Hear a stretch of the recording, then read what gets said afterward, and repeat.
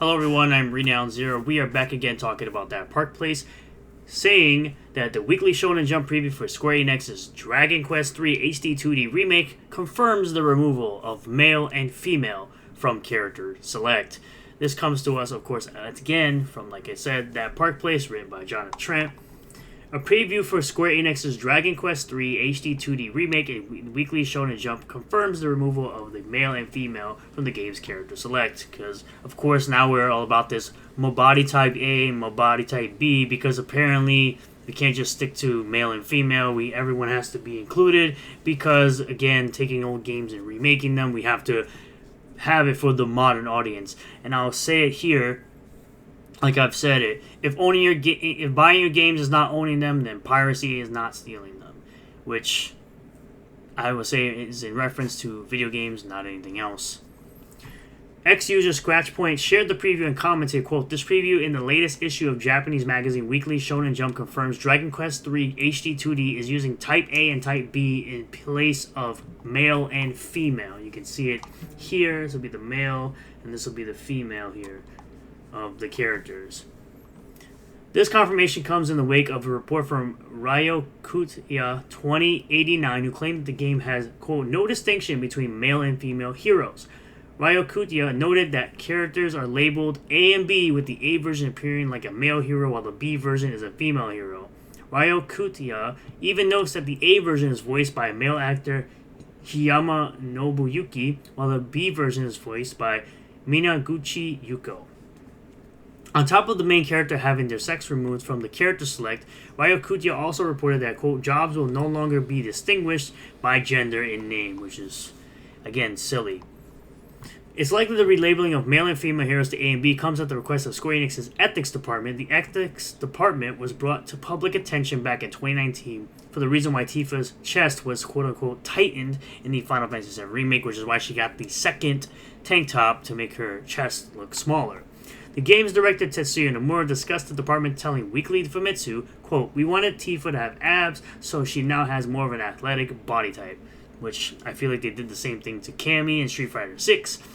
The ethics department at Square Enix also said we had to tighten her chest so it doesn't look unnatural during all the intense fighting. Again, it's a video game. Because of that, we added black thigh highs and a tank top. A Square Enix representative would explain the purpose of the ethics department to Polygon following Nomura's comments, quote, "In the Square Enix Japan studios, the ethics department is actually a group within the company that evaluates game content to make sure it is aligned with the anticipated age rating standard across the globe."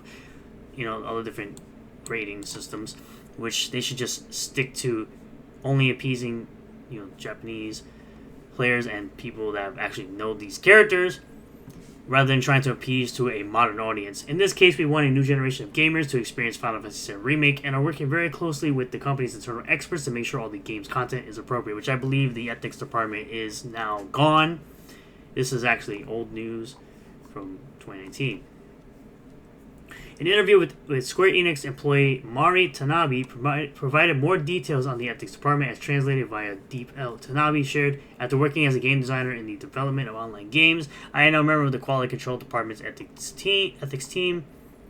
While I check all games developed by our company for expressions from an ethical perspective, specifically I check all game expressions including scenarios, illustrations, designs, and effects, to ensure that they do not contain expressions that are discriminatory, prejudicial, or offensive, and that they are in compliance with ratings." We're going to skip past this. We're going to pretty much skip past this part too. It's also possible that this change might have something to do with the fact that consultancy Sweet Baby Inc. lists Square Enix as one of their clients. Sweet Baby Inc. CEO Kim Belair made it abundantly clear that her company's goal was to inject woke ideology into video games. During a 2019 presentation at GDC, she said, "None of what we're doing is about ticking boxes or about a veneer of wokeness. Absolutely it is. You're delusional. We actually have to care about making this stuff. You don't make anything. You take stuff that you do not create and you destroy it. That's why you've had companies close down or have layoffs, because people decided to go with your garbage consultancy firm and now they don't exist." Again, Volition, I always bring them up. Why Volition would need a company like you to create a Saints Row game is beyond me. The removal of the option to choose between male and female is also clearly part of the transgender ideology movement, one of the many tentacles of woke ideology. And again, it goes into the whole Christian thing. So what do you make of this confirmation that the game has removed male and female character options, instead just lists them as A and B? Again, trans women are not women. Trans men are not men. There are only two genders. Trans kids don't exist. Simple as that. You trying to go against what biology tells you is absolutely insane to me that you would try it. That anyone would try it. I will continue to say people need to stop trying to groom kids. If you're an adult and you want to do it, perfectly fine. You're of age. Do whatever you want. Your body. But when it comes to, these weirdos trying to groom kids with the nonsense that they're putting in schools, I don't like that. Pope Francis explained the aim of this ideology is to deny the difference and reciprocity in nature of a man and a woman, and emphasizes a society without these differences, thereby eliminating the anthropological basis of the family. This ideology leads to educational programs, legislative enactments that promote a personal identity and emotional intimacy radically separated from the biological difference between male and female. Because apparently nowadays males and females are the same, even though biologically they're not. Men cannot get pregnant. Men cannot have periods. Only women can get pregnant. Only women can have periods. This is all like that whole ideology is absolute garbage. It's absolute nonsense. It leads to self-deletion because people get rid of their body parts before they're fully developed and before they fully developed into an adult.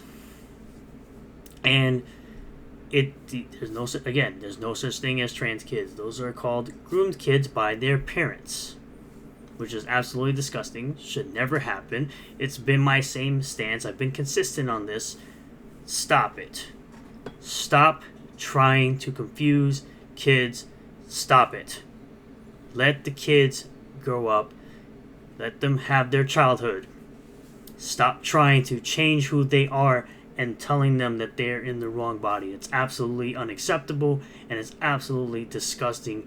And this right here is silly. Like I've told somebody on Twitter, I will absolutely pirate or sail the high seas for the original version of this game, and I will not be giving Square Enix any money for this game.